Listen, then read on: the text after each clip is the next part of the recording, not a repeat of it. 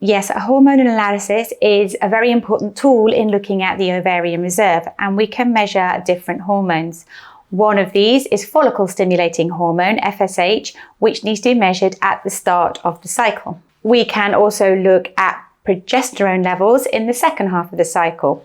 But perhaps one of the most interesting hormones to look at when looking at the ovarian reserve is the anti-malarial hormone, AMH. The levels of this hormone do not vary according to the time of the month, so this test can be performed at any time in your cycle. Basically, the higher the level of AMH that you have in a blood test, the better your ovarian reserve.